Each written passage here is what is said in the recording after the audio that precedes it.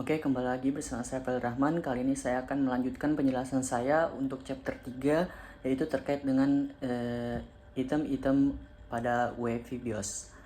Pertama, kita mulai dari pengertiannya.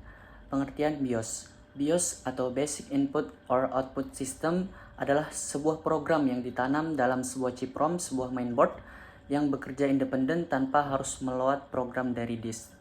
Sedangkan UEFI, yaitu Unified Extensible Firmware Interface, adalah interface yang berada di antara sistem operasi dan firmware yang menggantikan BIOS jadul dengan keuntungan dan fitur.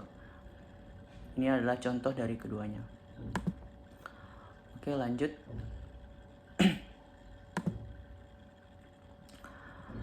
BIOS dan CMOS. BIOS diperlukan oleh semua motherboard untuk berfungsi. BIOS adalah program singkat yang disimpan pada chip ROM pada motherboard. Komunikasi antara sistem operasi dan perangkat keras dikendalikan oleh program ini. Bersama dengan POS, BIOS juga mengidentifikasi yaitu mana drive yang tersedia, mana drive yang bisa diboot, bagaimana memori dikonfigurasi dan kapan dapat digunakan, bagaimana konfigurasi PCIe dan PCIe expansion slot, bagaimana konfigurasi SATA dan USB port, juga manajemen daya motherboard. Ini adalah gambar dari BIOS, sedangkan ini adalah gambar dari CMOS.